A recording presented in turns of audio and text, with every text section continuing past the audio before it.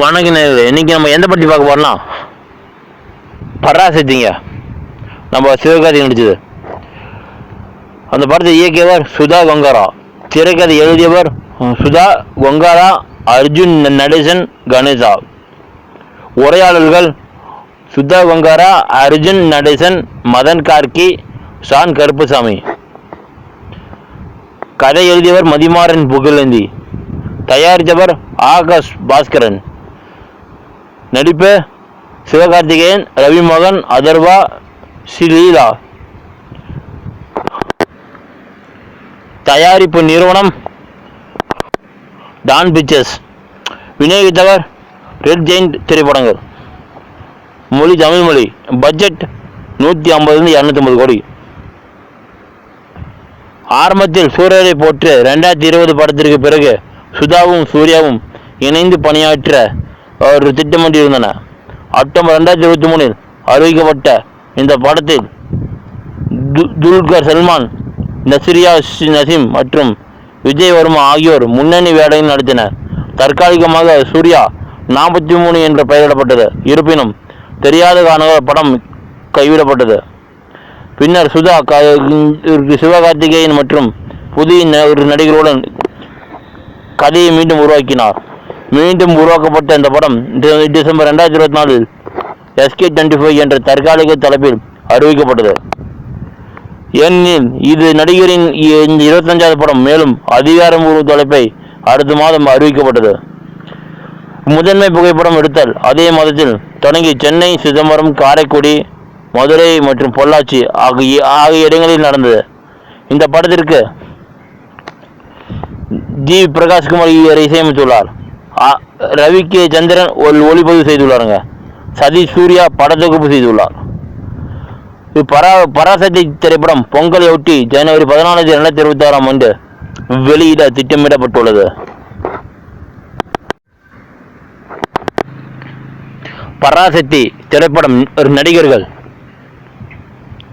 Abbas, Rana டக்பதி, குலப்புள்ளி லீலா, தேவ் ராம்நாத், பிருத்திவிராஜன், குரு சோமசுந்தரம், பதில் Joseph, Papri கோஸ். பராசக்தி திரைப்படம் தயாரிப்பு வளர்ச்சி.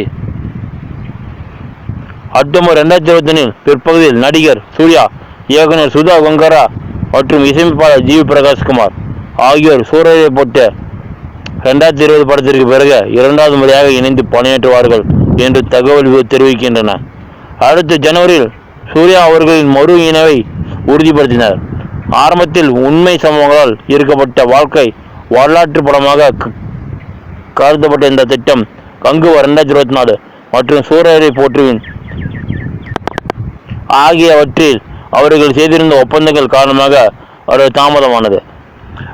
முன்னணி நடிகராக நடிகரின் 49 படமாக இருக்கும் என்பதால் 2023 நடுப்பகுதியில் சூர்யா 43 என்ற தற்காலிக தலைப்பில் விவாதங்கள் மீண்டும் தொடங்கின. சூர்யாவின் 2D என்டர்டைன்மெண்ட் மற்றும் சுதாவின் மீனாட்சி சினிமாஸ் இணைந்து தயாரித்த இந்த நிறுவனங்கள் அக்டோபர் 26 முன்னணி நடிகர்களை உறுதி செய்தது. தலைப்பின் ஒரு பகுதியை புறநானூறு என்று வெளியிட்டன. அறிவிப்பு வெளியான சில நாட்களுக்கு பிறகு ஒளிப்பதிவாளர் ஜோமன் டி ஜான் படக்குழுவில் இணைவதை உறுதிப்படுத்தினார். மார்ச் 2024 இந்த திட்டம் கைவிடப்பட்டதாக அறிவிக்கப்பட்ட பிறகு சுதா அந்த கூற்றுகளை மறுத்து படத்தின் முன் தயாரிப்புக்கு அதிக நேரம் தேவைப்படுவதாக கூறினார். இதன் விளைவாக அதன் படப்பிடிப்பு தாமதமானது. இருப்பினும் அடுத்த ஜூலை மாதம் சூர்யா படத்திலிருந்து விலகிவிட்டதாக கூறப்பட்டது. மேலும் சிவகார்த்திகேயன் அவரை மாற்றுவதற்கான பரிசீலனையில் இருந்தார். பிந்தையவர் தனது உறுதிமொழிகளை முடித்த பிறகு தயாரிப்பு தொடங்கும் என்று தெரிவிக்கப்பட்டது. மதராசி 2025 மற்றும் SK24 சமீபத்தில் நிறுவப்பட்ட தயாரிப்பு நிறுவனமான ஆகாஷ் பாஸ்கரின் டான் பிக்சர்ஸ் டிசம்பர் 14 அன்று இந்த திட்டத்தை அறிவித்தது. இந்த திட்டத்தை உறுதிப்படுத்தியதும் மற்றும் அதிகாரப்பூர்வ தலைப்பை பராசக்தி 29 ஜனவரி 2025 அறிவிக்கப்பட்டது. சிவகார்த்திகேயன் 50 கோடி தனது ஊதியமாக பெறுவதாக கூறப்பட்டது. இருப்பினும் ஒரு சுதாவுடன் சேர்ந்த படத்தின் தயாரிப்புக்கு பயனளிக்கும் வகையில் வருவாய் பகிர்வு மாதிரி எடுக்க அவர் முடிவு செய்ததாக கூறப்படுகிறது. அடிப்படையில் அவர்கள் முன்பணம் பெறுவார்கள். லாபத்தில் பெரும் பகுதி அவர்களின் ஊதியமாக பெறப்படும். சுதா அர்ஜுன் நடேசனுடன் இணைந்து இந்த கதையை திரைக்கதை மற்றும் ஒரு உரையாடல்களை எழுதினார்.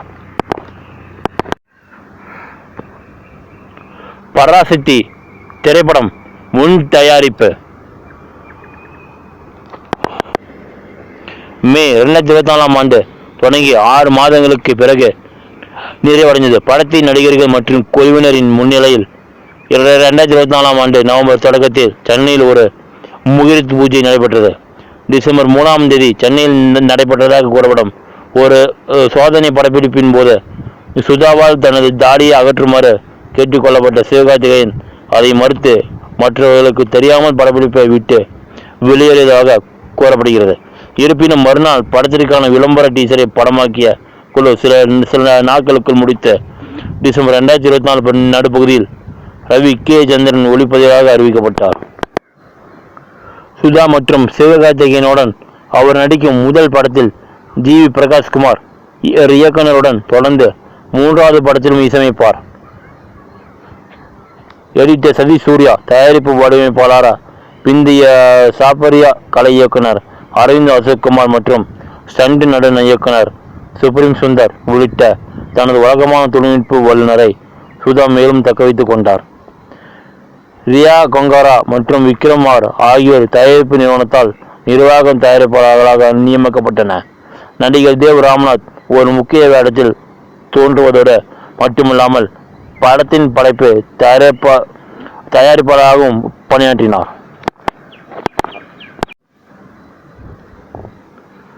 பராசக்தி திரைப்படம் வார்ப்பு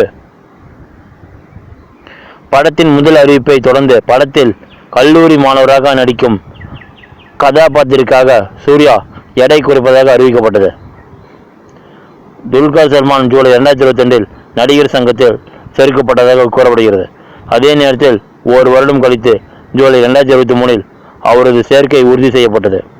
அடுத்த செப்டம்பரில் திருமணம் எனும் நிக்கா 2014க்கு பிறகு தனது முதல் தமிழ் படத்தில் நஸ்ரியா நசீம் நடிக்க இருப்பதாக கூறப்படுகிறது. அதே மாதத்தில் விஜயவர்மா, அஜய் தேவகன் மற்றும் அதீத சங்கர் ஆகியோர் நடிகர் சங்கத்தில் இணைந்ததாக கூறப்படுகிறது.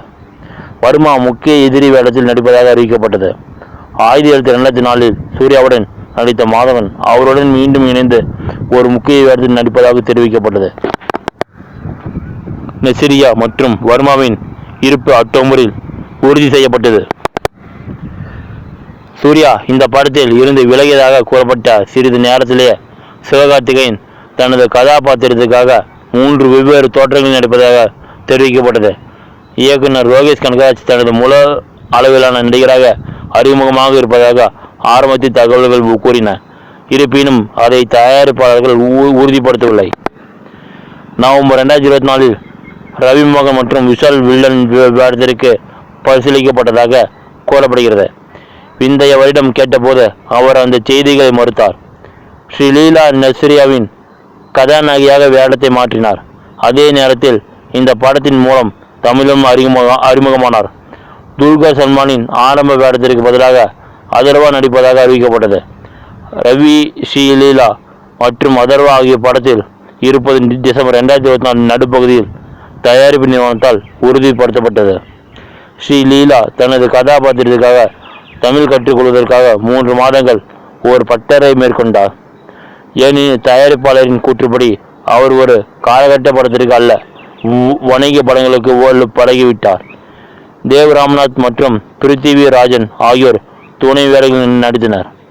குரு சோமசுந்தரம், பப்ரி கோஷ், பசில் ஜோசப் ஆகியோர் படத்தின் முதற்கட்ட படப்பிடிப்பில் கலந்து கொண்டனர். இது படத்தில் தங்கள் இருப்பை உறுதிப்படுத்தியது. பிந்தையவர் இந்த படத்தின் மூலம் தமிழ் அறிமுகம் ஆகிறார். ஜூலை மாதம் ராணா டக்பதி நடிகர்களின் ஒரு பகுதியாக இருப்பது உறுதி செய்யப்பட்டது. படப்பிடிப்பு டிசம்பர் 14, 2024 ஆண்டு அன்று சென்னையில் உள்ள பின்னி மில்ஸில் முதல் அட்டவணையுடன் தொடங்கியது. இந்த அட்டவணையின் போது சிவகார்த்திகேயன் மற்றும் ரவி சம்பந்தப்பட்ட காட்சிகள் முதலில் படமாக்கப்பட்டதாக கூறப்படுகிறது. தயாரிப்பாளர்கள் ஆகாஷ் பாஸ்கரன் கூறுகையில், படப்பிடிப்பு தமிழ்நாடு மற்றும் அதை சுற்றியுள்ள பகுதிகளில் விரிவாக படமாக்கப்படும் என்றும் ஜூன் அல்லது ஜூலை மாதத்திற்குள் முடிவடையும் என்று கூறினார். முதல் அட்டவணையின் போது பிரகாஷ்குமார் இசையமைத்த 2 பாடல்கள் ஏற்கனவே படமாகியுள்ளதாகவும் அவர் கூறினார். இரண்டாவது அட்டவணை பிப்ரவரி 6ஆம் தேதி அன்று சிதம்பரத்தில் உள்ள அண்ணாமலை பல்கலைக்கழகத்தில் தொடங்கியது. அங்கு சிவகார்த்திகேயன் ரசிகர்கள் கூடி நடிகரின் படங்களை சமூக ஊடகங்களில் வெளியிட்டனர். இந்த அட்டவணையின் போது அதலவும் படப்பிடிப்பில் இணைந்தார். பிப்ரவரி மாதம் இறுதியில் தயாரிப்பு காரைக்குடிக்கு மாற்றப்பட்டது. 3வது அட்டவணை காரைக்குடி ஸ்டோரில் நடந்தது. இந்த நிகழ்ச்சியின் நிரலின் போது சிவகார்த்திகேயனின் பிறந்தநாளை முன்னிட்டு குழுவினர் அவருக்கு கேக் வெட்டி நிகழ்ச்சியை ஏற்பாடு செய்தனர். மேலும் அவர்களே கூடியவருக்கு பிரியாணி பரிமாறினார். அவரது பிறந்தநாளில் நடிகர் சந்தித்த வாழ்த்து தெரிவிக்க அவரது 50க்கும் மேற்பட்ட ரசிகர்களுக்கும் படப்பிடிப்பு தளத்திற்குள் நுழைந்தனர். சிவகார்த்திகேயன் மற்றும் பிரிதிவி ராஜன் இடம்பெறும் காட்சிகள் பிப்ரவரி 20ஆம் தேதி அன்று படமாக்கப்பட்டன. அந்த மாதத்தின் பிற்பகுதியில் சுதா விரைவில் மதுரையில் உள்ள மீனாட்சி கோயிலுக்கு ஒரு குடிபெயர்ந்து பிப்ரவரி 26ஆம் தேதிக்குள் அட்டவணை முடித்ததாக கூறினார். சில நாட்களுக்கு பிறகு ஒரு உணவகத்தின் தொடக்க விழாவின் போது முக்கிய காட்சிகளுக்காக மதுரை சந்திப்பு ரயில் நிலையம் மற்றும் டெல்லிய ஒத்த செட்களை குழு அமைத்தது. இந்த அட்டவணையில் ஒரு சோமசுந்தரம் தயாரிப்பில் இணைந்தார். மார்ச்சின் நடுப்பகுதியில் ரவி மற்றும் பசில் ஜோசப் ஆகியோர் அட்டவணையில் தங்கள் பகுதிகளை படமாக்க தொடங்கினர். படப்பிடிப்பு தளத்தில் ஜோசப் இருப்பது அவர் படத்தில் சேர்க்கப்பட்டதை உறுதிப்படுத்தியது. தயாரிப்பாளர்கள் பகுதிகளின் படப்பிடிப்பை முடித்துவிட்டு ஏப்ரல் தொடக்கத்தில் சென்னைக்கு திரும்பினார். இருப்பினும் பணிகளை கவனித்துக் கொண்டிருந்த சில தயாரிப்பு தொழிலாளர்கள் சிக்கி ஏப்ரல் 6ஆம் தேதி கிழக்கு கடற்கரை சாலையில் தொடங்கியது. அங்கு மதுரையில் அமைக்கப்பட்ட காட்சிகள் படமாக்கப்பட்டதாக கூறப்படுகிறது. இந்த அட்டவணையின் போது சுப்ரீம் சுந்தர் நடனமாடிய ஒரு சண்டை காட்சி சிவகார்த்திகேயனை வைத்து படமாக்கப்பட்டது. நடிகர் சென்ட் டபுள் இல்லாமல் காட்சியை படமாக்கினர். மேலும் வலது கைகளுக்கு ஏற்பட்டது.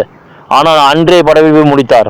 மருத்துவர்கள் ஒரு வாரம் படுக்கையில் ஓய்வெடுக்க சொன்னதாக கூறப்படுகிறது. அதே நேரத்தில் சுதா மற்றும் காட்சிகளை படமாக்கினர். அடுத்த மாதம் சிவகார்த்திகேயன் மதராசி படப்பிடிப்பை தொடங்கினார். அதே மாதத்தில் சுதா கூறுகையில், இன்னும் 40 நாட்கள் படப்பிடிப்பு மட்டுமே மீதம் உள்ளதாகவும் நடிகர் மதராசி படப்பிடிப்பை முடித்த பிறகு அது முடிவடையும் என்று கூறினார். ஜூலை 14ஆம் தேதி அன்று பொள்ளாச்சியில் படப்பிடிப்பு மீண்டும் தொடங்கியது.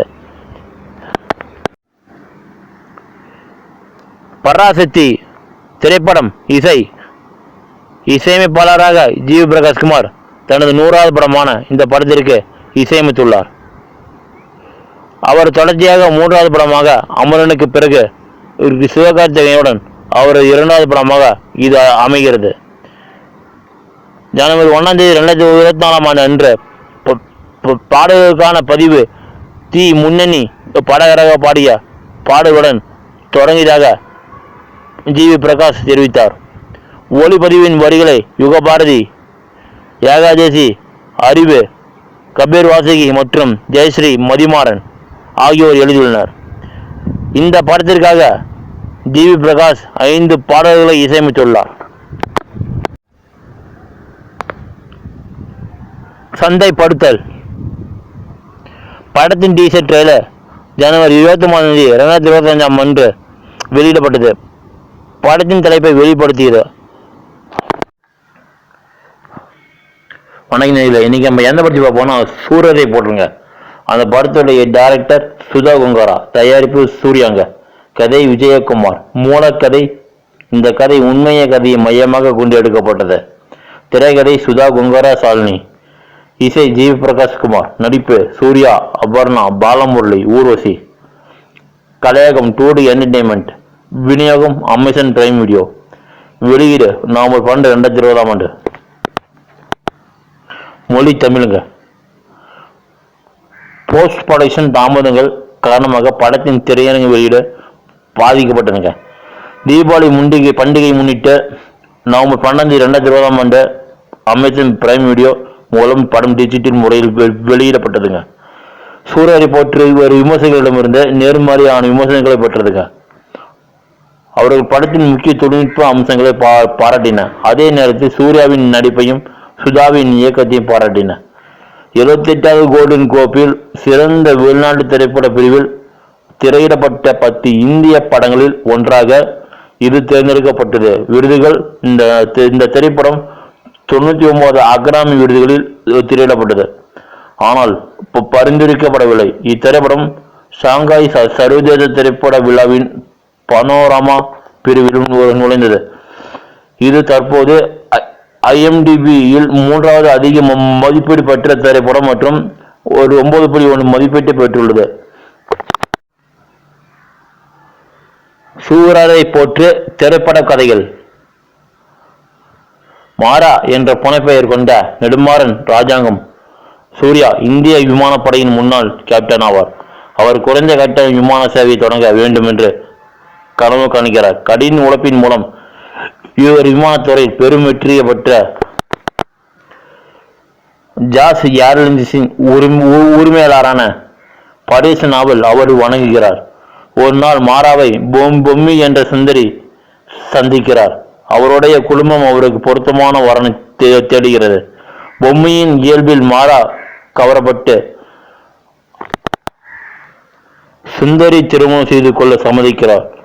அவன் ஒரு கள்ளக்கார பையனாக வளர்ந்ததாகவும் அவனது தந்தையின் திகைப்புக்கு ஆளானதாகவும் அவனுடன் இறுக்கமான உறவை கொண்டிருந்ததாகவும் சுந்தரியிடம் கூறுகிறார். பின்னர் அவர் விமானப்படையில் சேர்ந்தார். அங்கு அவர் சிறந்து விளங்கினார். அவரது கிளர்ச்சி குணம் காரணமாக அவர் தனது மேலதிகாரி நாயுடுவால் அடிக்கடி கண்டிக்கப்பட்டார். அவரது தந்தை மரணப்படுக்கையில் இருந்தபோது மாரா வீட்டிற்கு ஒரு விமானத்தை முன்பதிவு செய்ய முயன்றார். ஆனால் அவரிடம் போதுமான பணம் இல்லை என்பதை கண்டறிந்தார். பலரிடம் பண உதவி செய்து பலனில்லை. அவன் சென்று அடைவதற்குள் அவனுடைய அப்பா இறந்து விட்டார். இது குறைந்த விலை கேரியரை தொடங்குவதற்கான அவரது லட்சியத்தை தொடங்கியது. இருப்பினும் சுந்தரி திருமணத்திற்கு பிந்தைய தனது விஷயத்தில் அதிக கவனம் செலுத்த மாட்டார் என்று உணர்ந்து அவரை நிராகரிக்கிறார். மாரா நாயுடுவை சந்தித்து முன்னாள் இராணுவ வீரர் கடனை கேட்க அவர் தனது விமான நிறுவனத்தை தொடங்கினார். ஆனால் நாயுடு மறுத்துவிட்டார். வேறு வழியின்றி மாரா பரேஷ் என்ற அதே விமானத்தில் பயணிக்கிறார். அவர்கள் ஒன்றாக வேலை செய்து குறைந்த வேலை கரியரை தொடங்க முன்மொழிக்கிறார். இருப்பினும் பரேஷ் ஏழைகள் பணக்காரர்களுடன் பயணிக்க கூடாது என்று நம்பி மாராவை அவமானப்படுத்துகிறார். தலைவரான பிரகாஷ் பாபு பரேஷ் உடனான மாராவின் உரையாடலை கேட்டு அந்த நிறுவனத்தின் நிர்வாகம் குழு உறுப்பினர்களிடம் தனது வணிக திட்டத்தை விளக்குமாறு கேட்கிறார். இதற்கிடையில் மாராவும் ஒரு சுந்தரியும் ஒருவர் அடிக்கடி சந்திக்க ஆரம்பித்து இறுதியில் திருமணம் செய்து கொள்கிறார்கள். குறைந்த விலையில் குத்தகைக்கு எடுக்க ஒப்புக்கொண்ட நிறுவனத்திடம் இருந்த போய் விமானங்களை குத்தகைக்கு எடுக்க அவர் திட்டமிட்டுள்ளார். அவரது நிதி அனுமதிக்கப்பட்ட பிறகு உரிமத்தை பெற DGCA அதிகாரிகளை சந்திக்க மாற முயற்சிக்கிறார். ஆனால் அவருக்கு எந்த முக்கியத்துவம் கொடுக்க தவறிவிட்டனர். மாரா இந்திய குடியரசுத் தலைவர் சந்தித்து உரிமத்தை பெறுவதற்கு உதவியை கோருகிறார். அவரது முன்னேற்றத்தால் எரிச்சல் அடைந்த பரேஷ் இந்திய வான்வெளியில் பறக்க தனது விமான வரைபடங்களை போய் சமர்ப்பிக்க வேண்டும் என்ற சட்டத்தை ஏற்ற தனது அதிகாரத்தை பயன்படுத்தினார். குத்தகையை ரத்து செய்து அபராத கட்டணத்தை கோருகிறார். அபராதத்தை செலுத்த பிரகாஷிடம் பணம் கடனாக மாற கோருகிறார். ஆனால் அவர் மறுக்கப்படுகிறார். பிரகாஷ் தனது பரேஷுடன் வேலை செய்வதாக மாராவை வீழ்த்துவதற்காக அவருடன் சதி செய்வதாக தெரிவித்தார். போயிங் விமானங்களை கையகப்படுத்தியதோ என்பதையும் அவர் வெளிப்படுத்தினார். கோபமடைந்த மாரா பரேஷ் அலுவலகத்திற்குள் நுழைந்தார். ஆனால் காவலர்கள் அவர் சமாளிக்கப்படுகிறார். அவர் குறுகிய மனப்பான்மை கொண்டவர் மற்றும் அடிக்கடி சுந்தரியுடன் அவர் சண்டடைகிறார். ஆனால் பின்னர் மன்னிப்பு கேட்கிறார். அவர் சிறிய ஒரு விமானங்களை ஓட்ட முடியும் என்பதை உணர்ந்த ஒரு விமான உற்பத்தியாளருடன் ஒப்பந்தம் செய்தார். பரிசு தனது உயர்வு தனது வணிகத்தை பாதிக்கலாம் என்று பயந்து விஷயங்களை தன் கைகளில் எடுத்துக்கொள்ள முடிவு செய்தான். இதற்கடியில் மாராவின் முழு கிராமமும் தங்களால் இயன்ற பணத்தை நன்கொடையாக அளித்து அவரது நிதி உதவி செய்ய வருகிறார்கள். முக்கிய விமான நிலையங்கள் பரேசின் கட்டுப்பாட்டில் வருவதால் கைவிடப்பட்டன. விமான ஓடு தளங்களில் இருந்து விமான பயணத்தை தொடங்க அவர் திட்டமிட்டுள்ளார். அவர் தனது விமான ஒரு நிறுவனத்திற்கு டெக்கான் ஏர் என்று பெயரிட்டு அவர் வாடிக்கையாளர்களை பெறுவதற்காக ரயில் நிலையங்கள் மற்றும் பெட்ரோல் பம்புகளில் டிக்கெட்டுகளை விற்கிறார். விமானங்களை ஓட்டுவதற்கு ஓய்வு பெற்ற விமானப்படை விமானிகள் பணியமர்த்தப்பட்டனர் மற்றும் ஒரு விமானத்தில் உணவு வழங்குவதற்கு ஒரு சுந்தரி பொறுப்பேற்றார். விமானம் டெலிவரி செய்யப்பட்ட நாளில் பரேஸ் தனது செல்வாக்கை பயன்படுத்தி சென்னையில் விமானம் தரையிறங்குவதை கட்டுப்படுத்துகிறார். எரிபொருள் பற்றாக்குறையால் விமானப்படை தளத்தில் தரையிறங்க வேண்டிய கட்டாயம் ஏற்பட்டது. மாரா நாயுடுவால் அவசரமாக தரையிறங்குவதற்கு விளக்கமளிக்க அழைக்கப்படுகிறார். மேலும் அவரது லட்சியங்களை பற்றி கேள்விப்பட்ட பிறகு அபராதத்துடன் அவரை விடுவிக்கிறார். முதல் பயணத்தின் நாளில் விமானம் தீப்பிடித்து புறப்படுவதை ரத்து செய்ய வேண்டிய கட்டாயம் ஏற்பட்டது. விமானத்தை நாசப்படுத்துவதற்காக கேப்டனுக்கும் பரேஸ் தெரிய வந்துள்ளது. விசாரணையின் முன் கேப்டன் தனது தவறுகளுக்கு ஒரு சொந்தக்காரர் ஒரு முக்கிய தொழிலதிபர் டெக்கான் ஏர் நிறுவனத்தை வாங்க முன் வருகிறார். ஆனால் மாரா அவர்களின் பார்வையில் உள்ள வேறுபாடுகளை காரணம் காட்டி மறுத்துவிட்டார். மாராவின் கனவுகளை முடிவுக்கு கொண்டு வரும் நம்பிக்கையில் டெக்கான் ஏர் நிறுவனத்திற்கு எதிராக பரேஸ் ஆனால் மாரா தனது விமானங்கள் பாதுகாப்பானதாகவும் செலவு குறைந்ததாகவும் இருக்கும் என்று அனைவருக்கும் உறுதியளிக்கிறார். இருப்பினும் செயல்பாடுகள் தொடங்கும் நாளில் ஒரு விமானத்திற்கு யாரும் திரும்புவதில்லை. மாரா கைவிட போகும்போது தொழில்நுட்பம் கோளாறு காரணமாக அந்த குறிப்பிட்ட விமானத்திற்கான டிக்கெட்டுகள் முன்பதிவு செய்யப்படவில்லை என்றும் அவருக்கு தெரிவிக்கப்பட்டது. ஆனால் மற்ற அனைத்து விமானங்களும் முழுமையாக முன்பதிவு செய்யப்படுகின்றன. கண்களில் ஆனந்த கண்ணீருடன் மாரா மற்ற விமானங்களை தொட்டு பார்க்கிறார். டெக்கான் யார் வெற்றி அடைந்தால் சூரியரை போற்று திரைப்பட நடிகர்கள் சூரிய நெடுமாறன், மாரா ராஜாங்கம், அபர்ணா பாலமுரளி, சுந்தரி பூமி நெடுமாறன், பரேஸ் நாவல் பரேஸ் கோசசுவாமி, மோகன் பாபு எம், ஊர்வசி பேச்சு ராஜாங்கம் மாராவின் தாயார், கருணாஸ் அலப்படை, பூ ராமு ராஜாங்கம் மாராவின் தந்தையார், கிருஷ்ணகுமார், விவேக் பிரசன்னா, காளி வெங்கட் காளி, வினோதினி வைத்தியநாதன், சித்ரா ராமசாமி. சூரியரை போற்று திரைப்படம் தயாரிப்பு வளர்ச்சி. ஜி.ஆர். கோபிநாத் எழுதிய திரைப்படம் 2009 ஆண்டின் பிற்பகுதியில் ராவணன் 2010 தயாரிப்பின் போது மணிரத்னத்திற்கு உதவிய போது சுதா கோங்கராவால் உருவாக்கப்பட்டது. 10 வருடங்களுக்கு மேலாக கதைகள் விரிவான ஆராய்ச்சி பணிகள், அதே சமயம் இறுதி சுற்று மற்றும் அதன் தெலுங்கு மறு ஆக்கம் ஒரு குருவின் இயக்கத்திலும் பிஸியாக இருந்தார். இறுதி சுற்றுவின் ஆடியோ வெளியீட்டு விழாவின் போது சுதா சூர்யாவை சந்தித்தார். தலைமை விருந்தினர் மற்றும் கதையை ஒரு வரி விவரித்தார். இருப்பினும் 24 மற்றும் சிங்கம் திரி ஆகிய படங்களில் நடித்த பிறகு சூர்யா படத்தின் வேலையை தொடங்க முடிவு செய்தார். அதே நேரத்தில் சுதா குருவில் பணியாற்ற தொடங்கினார். குருவை முடித்த பிறகு பாதி முடிக்கப்பட்ட கதையை ஒப்படைக்க பிப்ரவரி 2017 சுதா மீண்டும் சூர்யாவை அவரது இல்லத்தில் சந்தித்தார். கதை மற்றும் கதையால் ஈர்க்கப்பட்ட சூர்யா படத்திற்கு எவ்வளவு செலவழிக்க வேண்டும் என்பதில் யாரும் தலையிட வேண்டாம் அல்லது எந்த காட்சியும் மாற்ற வேண்டாம் என்று சூர்யா விரும்பியதால் படத்தை தயாரிப்பதோடு நடிகவும் ஒப்புக்கொண்டார். இறுதி தயாரிப்பிலும் அவரை அக்கறை காட்டினார் மற்றும் படத்தின் தரம். அதனால் அவர் திட்டத்தை தயாரிப்பதன் மூலம் மேற்பார்வையை கையாள முடியும் என்று அவர் நம்பினார். முன்மொழியப்பட்ட பட்ஜெட்டுக்கு கணிசமாக அதிகமாக இருந்ததால் சிக்கையா என்டர்டெயின்மெண்ட் பேனரின் கீழ் படத்திற்கு கணிசமாக நிதியளிக்க தயாரிப்பாளர் குனித் மோங்காவை சூர்யா அணுகினார். இதன் மூலம் அவர்களின் முதல் தென்னிந்திய திரைப்படம் ஆனது. இப்படம் அதிகாரப்பூர்வமாக ஏப்ரல் 2018 சூர்யா 38 என்ற தற்காலிக தலைப்புடன் அறிவிக்கப்பட்டது. படத்தின் முன் தயாரிப்பு பணிகள் ஜூன் 2018 தொடங்கப்பட்டன. மேலும் நவம்பர் மாதம் தொடங்கப்படும் என்று ஊகிக்கப்பட்டது. ஆனால் முன் தயாரிப்புகளில் ஏற்பட்ட தாமதம் படத்தின் வெளியீட்டை மேலும் தள்ளியது. இயக்குனர் சுதா மற்றும் நடிகர் சூர்யாவுடன் இணைந்து முதன்முறையாக இப்படத்தின் இசை பணியாற்ற ஜிவி பிரகாஷ் குமார் தேர்வு செய்யப்பட்டார். இப்படத்தின் தொழில்நுட்ப குழுவினர் ஒளிப்பதிவாளராக நிகத் பொம்மிரெட்டி, இயக்குனரின் இறுதி சுற்றுவில் பணியாற்றிய சதீஷ் சூர்யா மற்றும் படத்தொகுப்பாளராக குரு ஆகியோர் பணியாற்றுகின்றனர்.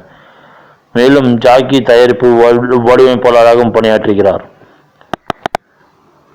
படம் கோபிநாத்தின் வாழ்க்கை வரலாறு அல்ல, ஆனால் அவரது வாழ்க்கையில் நடந்த சில சம்பவங்களால் ஈர்க்கப்பட்ட படம் என்று சுதா உறுதிப்படுத்தினார். படத்தில் நடந்த நிஜ வாழ்க்கை நிகழ்வுக்கு ஏற்ப கொங்கரா திரைக்கதை மற்றும் திரைக்கதையில் மாற்றங்களை செய்துள்ளார். ஏப்ரல் 13 2019 ஆண்டு போஸ்டர் வெளியீட்டுடன் சூரியரை போற்று என தலைப்பு வெளியிடப்பட்டது. சூரியரை போற்று திரைப்படம் படப்பிடிப்பு மதுரையை சேர்ந்த லட்சிய மனிதராக கருதப்படும் நெடுமாறன் ராஜாங்கம் மாற வேடத்தில் சூர்யா நடித்தார். இருப்பினும் ஜி.ஆர். கோபிநாத்தின் கேரக்டரை தளர்வாக மாற்றியமைத்தார். மதுரையில் இருந்து 2-3 உதவி இயக்குநர்கள் மற்றும் எழுத்தாளர்களை மதுரையில் பேச சுதா நியமித்திருந்தார். சூர்யா தனது கேரக்டரை பற்றி கூறுகையில், அவர் கோபத்திற்கு ஆளானவர்.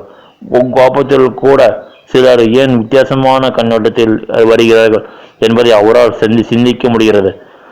மனைவி, நண்பர்கள் மற்றும் பிறரிடம் எப்படி நடந்து கொள்ள வேண்டும் என்பது அவருக்கு தெரியும். நான் நடிப்பு சீரானதாக இருக்கும். படப்பிடிப்புக்கு முன்னதாகவே சுதா இந்த கூறுகளை சரி செய்தார். அவர் சில உடல் மாற்றங்களையும் செய்தார். அவரது இளைய பகுதிகளுக்காக அவர் பாத்திரத்திற்காக உடலமைப்பு பெற 20-30 கிலோகிராம் மேல் எடையை இழந்தார். மேலும் கண்டிப்புடன் இருந்தார். வெள்ளரி உணவு மூலம் உணவு முறை இத்திரைப்படம் மொத்தம் 96 கதாபாத்திரங்களை கொண்டிருந்தது. கதைகளும் கதாநாயகியின் வாழ்க்கையை ஆரம்பம் முதலே கண்காணிக்கிறது மற்றும் திரையில் குறைந்த கால அளவு இருந்த போதிலும் பல தருணங்களில் முக்கியத்துவம் பெறலாம். அபர்ணா பாலமுரளி கதாநாயகியாக நடிக்க ஒப்பந்தம் செய்யப்பட்டார். முதல் முறையாக சூர்யாவுடன் ஜோடியாக நடிக்கிறார். அவரது கதாபாத்திரம் சுந்தரி கோபிநாத்தின் மனைவியை பார்க்கவே மாதிரியாக கொண்டது. அப்புறம் இப்படத்திற்காக மதுரை ஸ்லங்காய் கற்றுக்கொண்டார். தெலுங்கு நடிகர் மகன் பாபு பக்தவத்சலம் நாயுடு என்ற மூத்த அதிகாரியாக நடிக்க ஒப்பந்தம் செய்யப்பட்டார். ஊர்வசி ஆகஸ்ட் 2019 படத்தின் ஒரு நடிகளுடன் சேர்ந்தார். ஒரு நெடுமாறின் தாயாக நடித்தார். கருணாஸ். சூரரை போற்று திரைப்படம் தயாரிப்பிற்கு பிந்தைய பணிகள். ஜனவரி 2020 படத்தின் படப்பிடிப்பு முடித்தவுடன் போஸ்ட் ப்ரொடக்ஷன் நடவடிக்கைகள் விரைவில் தொடங்கப்பட்டன. ஜூன் 2020 தொடக்கத்தில் மத்திய திரைப்படம் சான்றிதழ் வாரியம் படத்திற்கு எந்தவித வெட்டுக்களும் இல்லாமல் யூ சான்றிதழ் வழங்கியது. சூர்யாவின் நடிப்பை பாராட்டின. ஆகஸ்ட் மாதம் சென்சார் போர்டு அறிக்கை வெளியிடப்பட்டது. படத்தின் இறுதி இயக்க நேரம் 153 நிமிடங்கள் மற்றும் படத்தில் பயன்படுத்தப்பட்ட புண்படுத்தும் வார்த்தைகள் முடக்கப்பட்டன. படம் நேரடியாக டிஜிட்டல் ரிலீஸ் செய்ய ஒரு திட்டமிடப்பட்ட போது அதிகாரப்பூர்வ இயக்கும் நேரம் 149 நிமிடங்களுக்கு ஒரு கசப்பான வார்த்தைகள் ஒழிக்கவில்லை. படத்தில் நீக்கப்பட்ட காட்சிகள் பிப்ரவரி 19 2020 அன்று ஒரு யூடியூப் மூலம் தயாரிப்பு நிறுவனத்தால் வெளியிடப்பட்டது. சூரரை போற்று திரைப்படம் திரையரங்கு வெளியீடு ரத்து செய்யப்பட்டது. சூரரை போற்று பின்னர் 23 ஆகஸ்ட் 2021 ஆண்டு அன்று திரையரங்கில் மற்றொரு மறு வெளியீடு செய்ய திட்டமிடப்பட்டது. அப்போது பிப்ரவரி 2021 சென்னை சர்வதேச திரைப்பட விழாவை முன்னிட்டு சென்னையில் உள்ள திரையரங்கில் முதல் திரையரங்கின் போது நல்ல வரவேற்பை பெற்ற பிறகு தயாரிப்பாளர்கள் திரையரங்களில் மறு வெளியிட்டிருக்க திட்டமிட்டுள்ளன. சுவாரஸ்யமாக 2D என்டர்டைன்மெண்ட் படத்தை இலவச விநியோகித்து திரையிட திட்டமிட்டிருந்தது. அதன் அடிப்படையில் கிடைக்கும் லாபம் முழுவதும் திரையரங்கு உரிமையாளர்களிடம் ஒப்படைக்கப்படும். இருப்பினும் டிஜிட்டல் தளங்களிலும் வெளியாகும் படங்களை திரையிடுவதில்லை என தமிழ்நாடு திரையரங்கு உரிமையாளர் சங்கம் முடிவு செய்ததால் இந்த திட்டம் கைவிடப்பட்டது. வணக்க நேயர்களே, இன்னைக்கு நம்ம எந்த படத்தை பார்க்க போறோம்னா கலகலப்புங்க. அந்த படத்தில் இயக்குனர் சுந்தர் சிங்க, திரைக்கதை எழுதியவர் சுந்தர் சி, தயாரித்தவர் Ronnie Screwvala, Siddharth, Roy Kapur, Khushbu, Sundar C. ஒளிப்பதிவு யுகே செந்தில்குமார், திருத்தியவர் பிரவீன் KL, NP ஸ்ரீகாந்த், இசையமைத்தவர் விஜய் AB ஸ்னேசர், தயாரிப்பு நிறுவனம் அவனி சினிமாக்ஸ், விநியோகித்தவர் UTV மோஷன் பிக்சர்ஸ். வெளியீட்டு தேதி மே 14 2012. மொழி தமிழ்.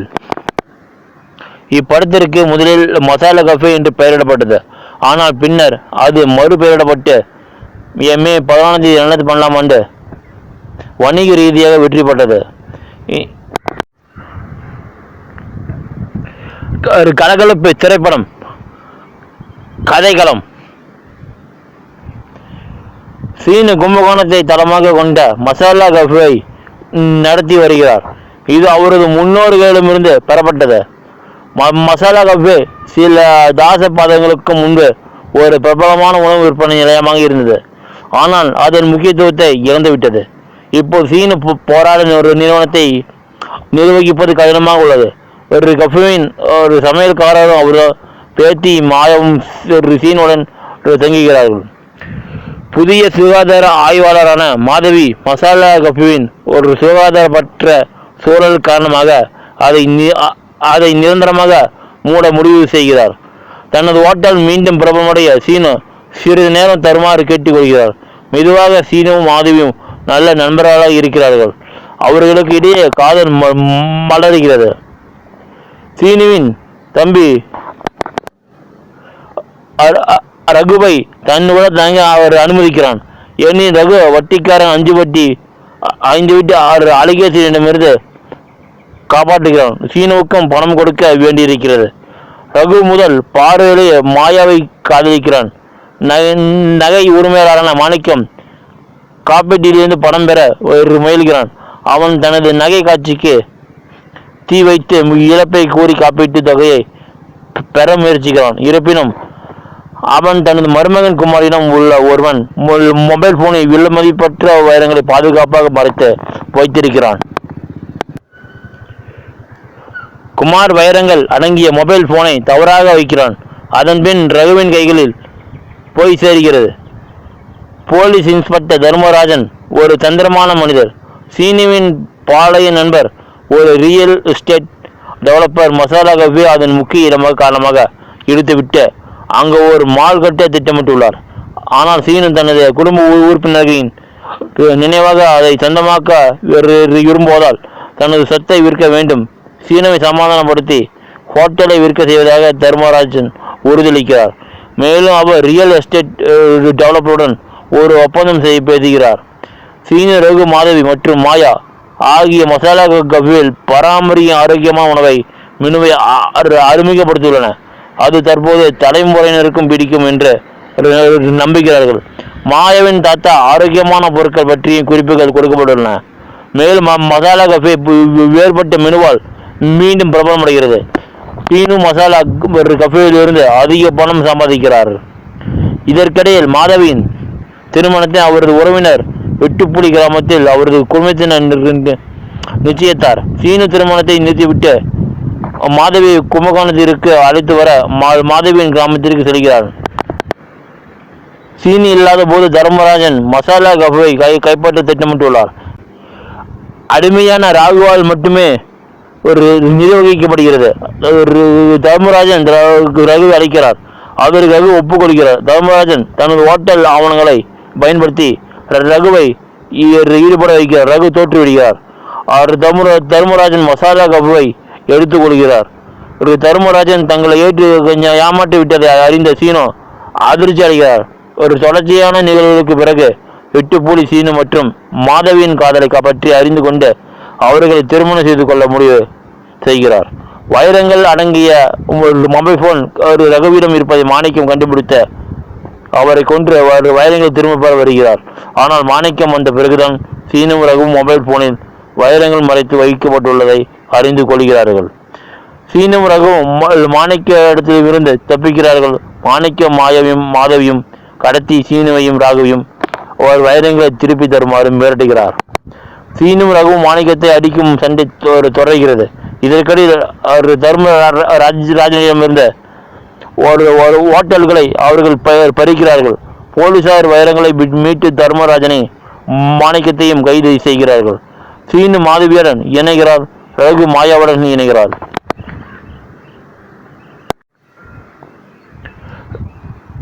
கலகலப்பு திரைப்படம். நடிகர்கள்: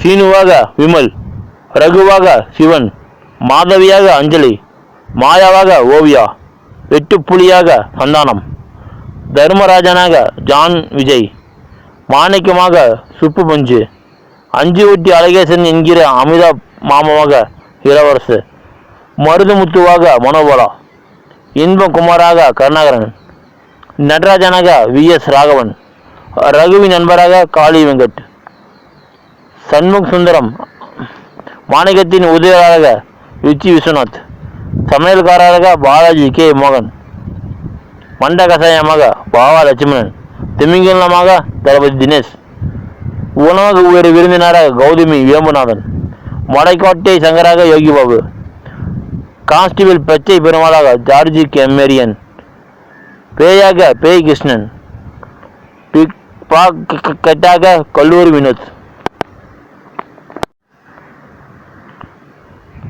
கலகலப்பு திரைப்படம். தயாரிப்பு: டிசம்பர் 2010 வெளியான ஒரு செய்தியின்படி சுந்தர் சி தனது படங்கள் தொடர்ச்சியாக பாக்ஸ் ஆபீஸில் தோல்வி அடைந்ததால் நடிப்பை விட்டு இயக்கத்தில் மட்டுமே கவனம் செலுத்துவார் என்று கூறியது.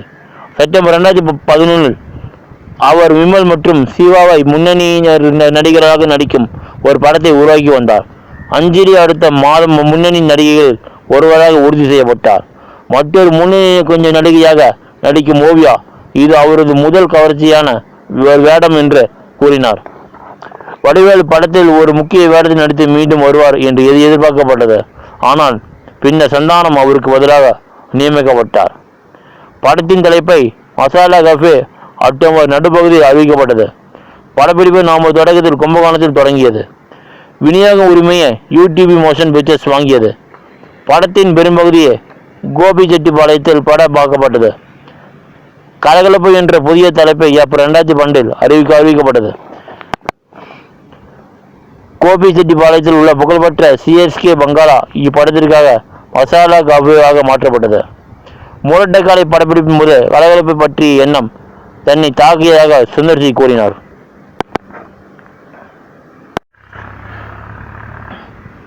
வணக்கம். இன்னைக்கு நம்ம எந்த படத்தை பார்க்க போறோம்னா களவாணிங்க.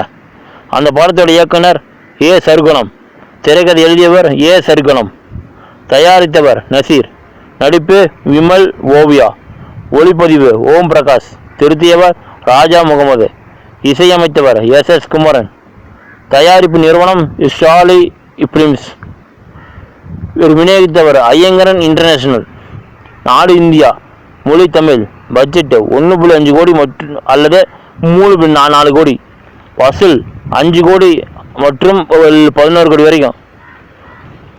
மிக குறைந்த பட்ஜெட்டில் எடுக்கப்பட்ட இந்த படம் ஜூன் 25, 2010 வெளியிடப்பட்டதுங்க. இது மிகப்பெரிய வெற்றியை பெற்றது. அதன் ஒரு தொடர்ச்சியாக விமல் மற்றும் ஓவியா மீண்டும் தங்கள் கதாபாத்திரங்கள் நடிக்கும் வகையில் சர்க்குணம் இயக்கிய களவாணி 2 2019 வெளியிடப்பட்டது. களவாணி திரைப்படம். கதைகள்: தஞ்சாவூரில் உள்ள 2 கிராமங்கள் எப்போதும் ஒருவருக்கொருவர் சண்டையிட்டுக் கொள்கின்றன.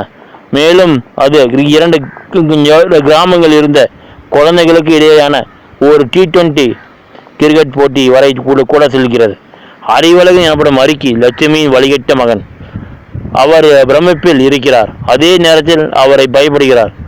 அவரது கணவர் ராமசாமி வெளிநாட்டில் வேலையில் இருக்கிறார். மேலும் அவர் வீட்டிற்கு அனுப்பும் பணத்தில் பெரும் பகுதியை அறிக்கை வீட்டில் உள்ள டிவி பெட்டியை உடைப்பதாக மிரட்டுவது போன்ற மிரட்டல் முறைகளை பயன்படுத்தி எடுத்து செல்கிறார். அவர் இன்னும் 12ஆம் வகுப்பை தாண்டவில்லை. அறிக்கையின் நண்பர்களுடன் வெளியே சுற்றுவதால் நேரத்தை செலவிடுகிறார். அறிக்கை ஓவிய தோழிகளிடம் தனது காதலை வெளிப்படுத்த சொல்கிறார். மற்றவர்களை ஏமாற்றி சண்டையிடுகிறார். அவர் மகேஸ்வரியை சந்தித்து அவர் தனது காதலை வெளிப்படுத்த விரும்புகிறார். அதை ஓவியா இறுதியாக ஒப்புக்கொள்கிறார். அவர் ஒரு ஓவியா கடத்தி செல்கிறார். இறுதியில் அவர்கள் திருமணம் செய்து கொள்கிறார்கள். அவரது சகோதரர் இளங்கோ அறிக்கை மற்றும் அவரது கும்பலை எதிர்த்து போராட ஒரு கடினமான பையன். இது உச்சகட்டத்தில் திருப்பத்திற்கு வலுவிக்கிறது. இளங்கோ கோபத்தில் கொதித்து அறிக்கையை துண்டு துண்டாக வெட்டத் தொடங்கிறான். என்ன நடக்கிறது என்பது ஒரு சுவாரஸ்யமான உச்சகட்டத்தில் பதிலளிக்கப்படுகிறது. அது இனிமையான நகைச்சுவையுடன் இருக்கும். களவாணி திரைப்படம் நடிகர்கள்: அறிவழகன் அறிக்கி ஆக விமல், மகேஸ்வரியாக மகேஷ் ஓவியா, லட்சுமியாக சரணியா பொன்வண்ணன், ராமசாமியாக இளவரசு பஞ்சாயத்து ஆக கஞ்சா கருப்பு, மணிகண்டனாக சூரி, இளங்கோவாக திருமுருகன், ராஜியாக சுஜேதா சிவகுமார், அஸ்வதா, மகேஸ்வரியின் மூர்த்தி தந்தவழி மாமாவாக ராமசாமி, தவசி அருக்கி நண்பராக ஆண்டனி, பூக்கடைக்காராக கண்ணன், கலையரசன். களவாணி திரைப்படம் தயாரிப்பு: ஏ. சருகுணம். தனது கதைகளை கே. பாக்யராஜ் அணுகி கதைகளை மேம்படுத்தவும் பாக்யராஜின் மகன் சாந்துனுவை முக்கிய வேடத்தில் நடிக்கவும் உதவி கேட்டார். பின்னர் சருகுணம் சாந்துனை எதிர்பார்த்திருக்கக்கூடிய சம்பளத்தில் தனது தயாரிப்பாளர் சங்கடமாக இருப்பதாக கூறி அவர் பாக்யராஜிடமிருந்து விலகிச் சென்றார். பூ திரைப்படம் கதைகள்: இந்த படம் தெற்கு தமிழ்நாட்டின் ராஜபாளையத்திற்கு சிவகாசிக்கும் இடையில் அமைந்துள்ள இம்புடகம் என்ற கிராமத்தில் அமைக்கப்பட்டுள்ளது.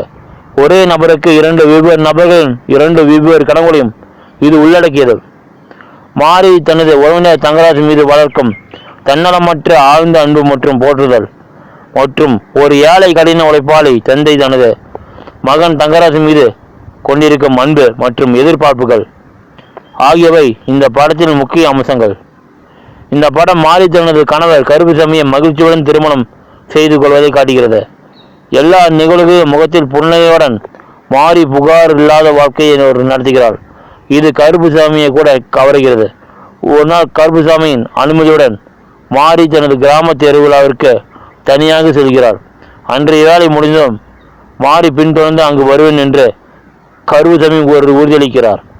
மாரி ஏன் தனியாக வந்தாள் என்று மாரியோட அம்மா கேட்டபோது தங்கராசை பார்க்க சீக்கிரம் வந்ததாக மாரி பதிலளிக்கிறார்.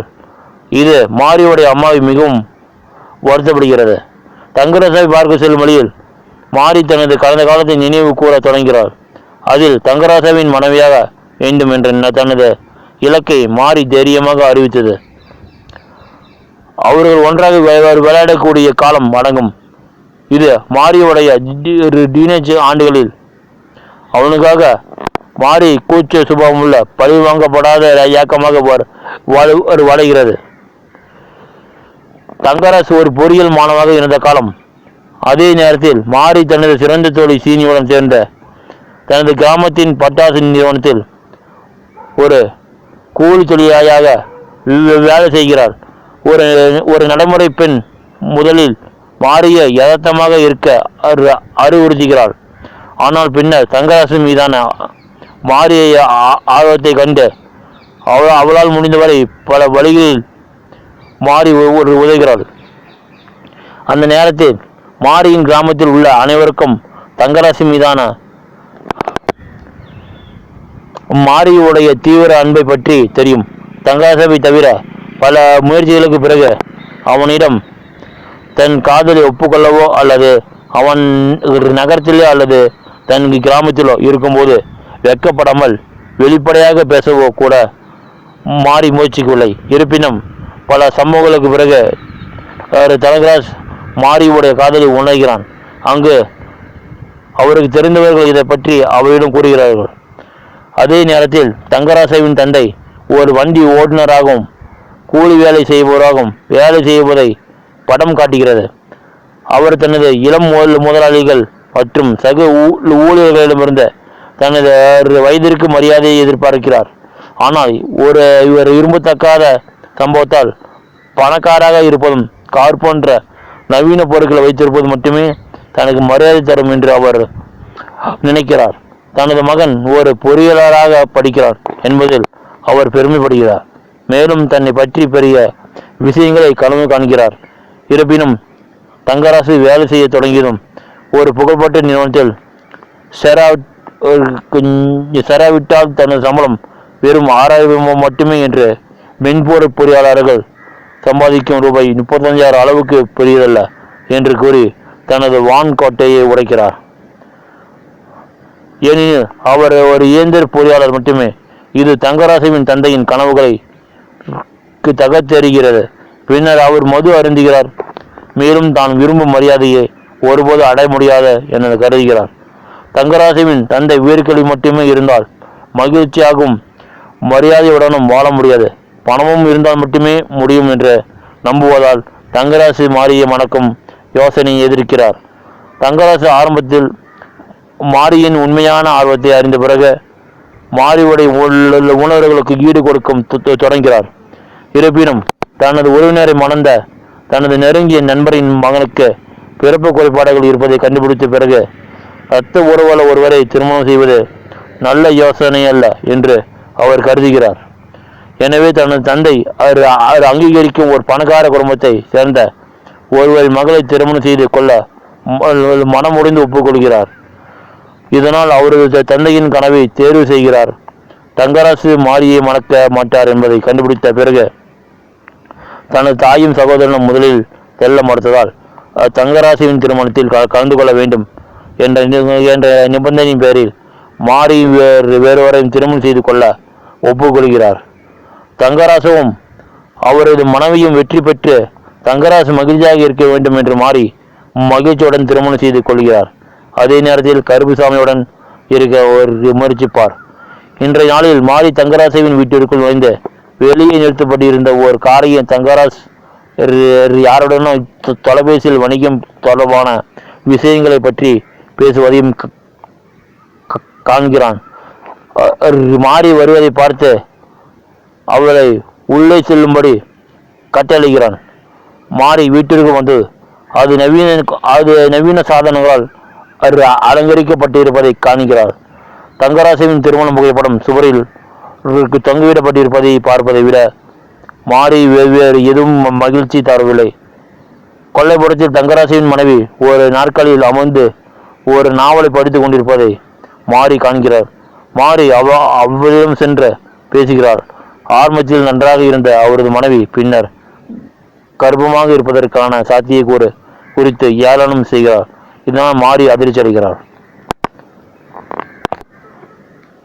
தங்கராசுவின் மனைவி தன்னை மோசமாக நடத்துவதாகவும் தான் ஏழையாக இருக்கும்போது ஒரு பணக்கார பெண்ணை வெக்கமின்றி திருமணம் செய்து கொண்டதற்காக அவமானப்படுத்துவதாகவும் மாறி பின்னர் ஒரு மறைவான இடத்தில்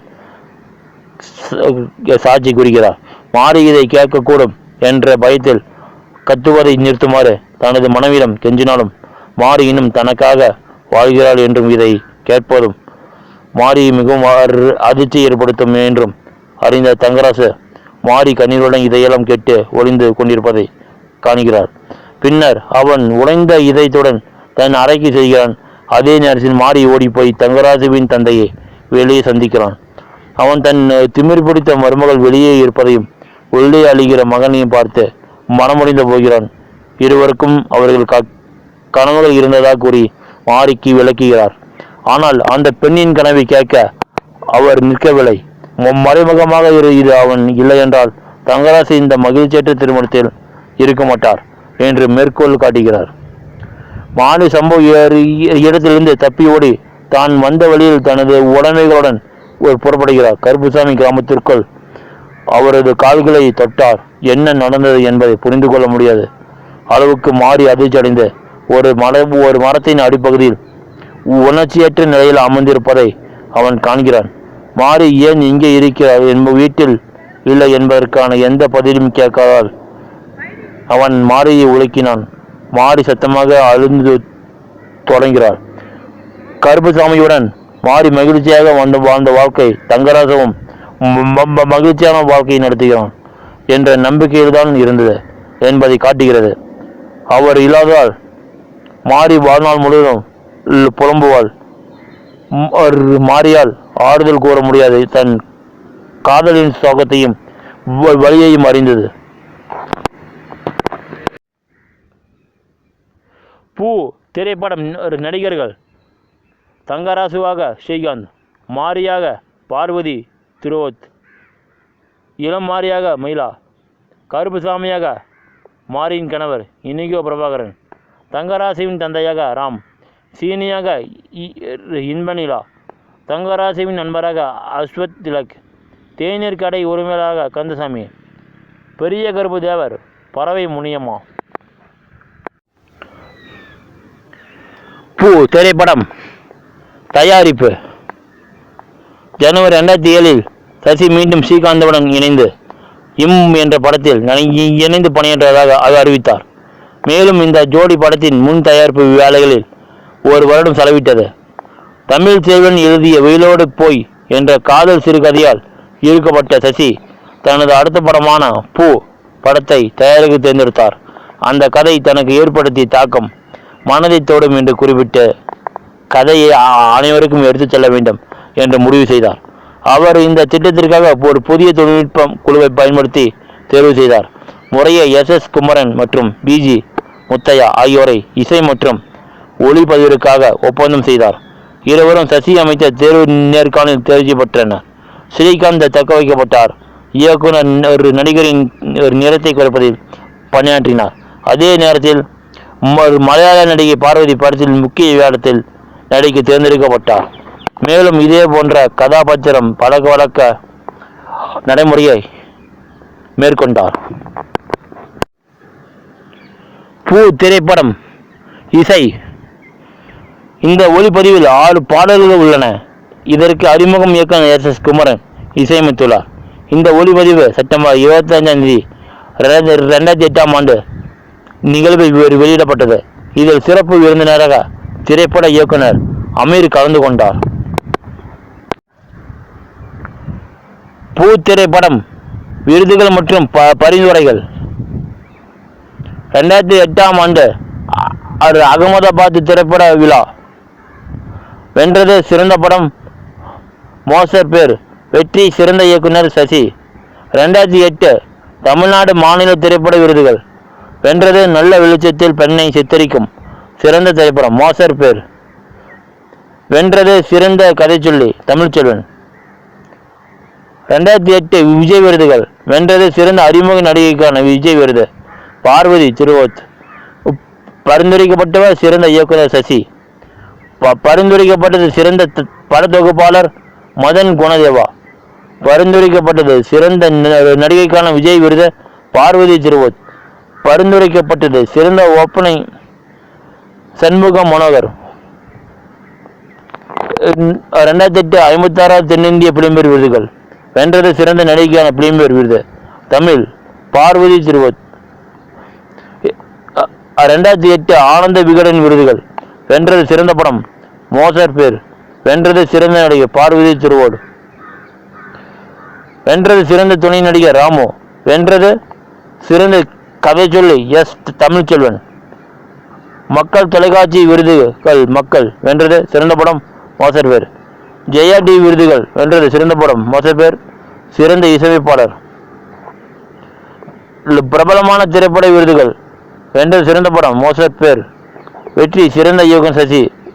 விழாக்களில் திரையிடப்பட்டது சென்னை சர்வதேச திரைப்பட விழா, அகமதாபாத் திரைப்பட விழா, நார்வே திரைப்பட விழா, லாஸ் ஏஞ்சல்ஸ் இந்திய திரைப்பட விழா, இந்திய பனோராமில் அதிகாரப்பூர்வ தேர்வு.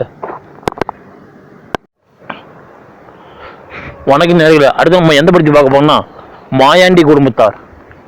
அந்த படத்தை இயக்கியவர் ராசு மதுரவன், அந்த திரைக்கதை எழுதியவர் ராசு மதுரவன், தயாரித்தவர் எஸ்கே செல்வகுமார்.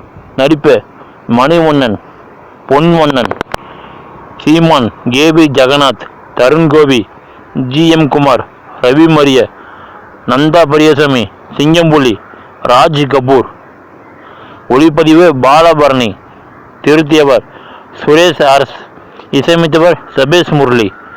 தயாரிப்பு நிறுவனம் யூனினெட் ஆர்ட்ஸ். வெளியீட்டு தேதி ஜூன் 5 2009. நாடு இந்தியா, மொழி தமிழ்.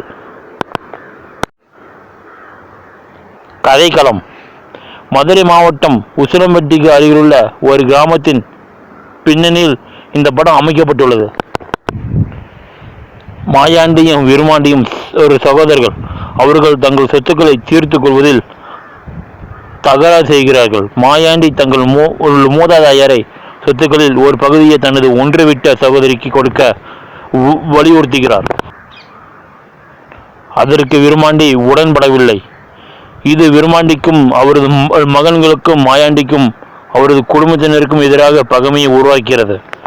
மாயாண்டிக்கு 4 மகன்கள், தவசி, விருமாண்டி, சீனிசாமி மற்றும் பரமன் மற்றும் ஒரு மகள் மாயக்கா. பரமன் தவிர மற்ற மகன்கள் அனைவரும் திருமணமானவர்கள். அவர்கள் ஒரு கூட்டு குடும்பமாக வாழ்கின்றனர். பரமன் தனது பள்ளி தோழன் பூங்கொடியை காதலிக்கிறார். அவர் பொறியியலில் சேர்கிறார். மேலும் மாயாண்டி தனது நிலத்தின் ஒரு பகுதியை பரமனுக்கு கட்டணம் செலுத்துகிறார். இது தவசி மற்றும் விருமாண்டியின் மனைவிகளை கோபப்படுத்துகிறது. பருமனின் கல்விக்காக மாயாண்டி அதிக செலவு செய்கிறார் என்று மற்ற 3 மகன்களும் சரியாக படிக்கவில்லை என்று நினைத்து 4 மகன்களுக்கும் இடையே சொத்துக்களை பிரித்து கொடுக்க அவர்கள் தொடர்ந்து வலியுறுத்துகிறார்கள். இருப்பினும் பருமனின் சகோதரர்கள் உண்மையில் அவர் மீது மிகவும் பாசம் கொண்டுள்ளனர். மேலும் அவர்கள் ஒன்றாக இருக்க விரும்புகின்றனர். திடீரென்று மாயாண்டி தெரியாமல் ஒரு கம்பியை மிதித்தது போது மின்சாரம் தாக்கி இறந்து விடுகிறார். இப்போது தவசி மற்றும் விருமாண்டியின் மனைவிகள் மீண்டும் சொத்து பிரிவை செய்ய வலியுறுத்துகின்றன. அவர்களின் திட்டம் நிறைவேறுகிறது. சொத்துக்கள் 3ஆக பிரிக்கப்படுகின்றன. பருமன் ஏற்கனவே கல்லூரி கட்டணத்தை செலுத்த மாயாண்டியால் விற்றதால் அவரது பகுதி வெளியேறுகிறது. பருமனுக்கு தந்தையின் மரணத்தை தாங்க முடியவில்லை. பூங்கோடி அவரிடம் பாசம் காட்டுகிறார். பூங்கோடி சென்னை மருத்துவ கல்லூரியில் சேர்கிறார். மேலும் அவர் கல்விக்காக சென்னைக்கு செல்கிறார். இருப்பினும் அவர் பருமனுடன் தொடர்கிறார். தொலைபேசியில் பேசி வருகிறார். பருமன் தனது மைத்துணிகளால் ஒரு சுமையாக கருதப்பட்டாலும் தனது பொறியியல் படிப்பை தொடர்கிறார். இருப்பினும் அவரது சகோதரர்கள் அவரை கவனித்துக் கொள்கிறார்கள். ஒரு நாள் தவசியின் மனைவி நோய்வாய்ப்படுகிறார். அவளுக்கு அவசரமாக ரத்தம் தேவைப்படுகிறது. இது ஒரு அரிய குழு என்பதால் அது கடினமாகிறது. பருமன் கல்லூரியில் உள்ள தனது நண்பர்களிடம் இதை பற்றி தெரிவிக்கிறார். அவரது நண்பர்கள் மீட்புக்கு வருகிறார்கள். தவசியின் மனைவி காப்பாற்றப்படுகிறார். அவள் தனது தவறை உணர்ந்து பருமனை மோசமாக நடத்தியதற்காக வருத்தப்படுகிறார். இருப்பினும் அவர் சரியான நேரத்தில் உதவினார். பருமன் வளாக வேலை வாய்ப்பை மூலம் ஒரு வேலையை பெறுகிறார். மேலும் அவரது வாழ்க்கையை நிலை மேம்படுத்துகிறார். ஒரு நாள் பூங்கோடி தனது கணவர் மற்றும் ஒரு குழந்தையுடன் ஒரு பேருந்து நிறுத்தத்தில் இருப்பதை கண்டு அவர் அதிர்ச்சி அடைகிறார். பூங்கொடி தன்னை காட்டி கொடுத்து விட்டதாக நினைத்து பருமன் அழுகிறான். இருப்பினும் பூங்கொடி ஒரு பிளாஷ்பேக்கை சொல்கிறார். தனது கணவர் உண்மையில் தனது உறவினர் திருமண நாளில் ஒரு விபத்தில் தனது காலை இழந்தார். அதைத் தொடர்ந்து திருமணம் ரத்து செய்யப்படுகிறது. இப்போது திருமணம் ரத்து செய்யப்பட்டதால் முழு குடும்பத்திற்கும் அவமானமாக இருப்பதால் மணமகனை திருமணம் செய்து கொள்ளுமாறு அவரது பெற்றோர் பூங்கோடியிடம் கேட்டுக்கொள்கிறார்கள். பூங்கொடிக்கு ஆர்வம் இல்லை என்றாலும் தனது குடும்பத்தினரின் விருப்பத்திற்காக அதை ஏற்றுக்கொள்கிறார். இருப்பினும் பருமன் உடைந்து போகாமல் இருக்கவும், படிப்பில் கவனம் செலுத்தவும், வழக்கமான முறையில் தொலைபேசியில் தொடர்பு கொள்ளவும் உண்மை அறிந்த பருமன் பூங்கொடியின் அன்பான இதயத்தையும் தனது குடும்ப நலனுக்காக அவர் செய்த தியாகத்தையும் கண்டு மகிழ்ச்சி அடைகிறான். இறுதியாக பர்மன் விருமாண்டியை சந்தித்ததும் அனைவருடனும் சேர்ந்து ஒரு கூட்டு வாழ்க்கையை நடத்தும்படி அவரிடம் கத்துகிறான். விருமாண்டி மற்றும் அவனது மகன்களின் இதயத்தையும் வென்று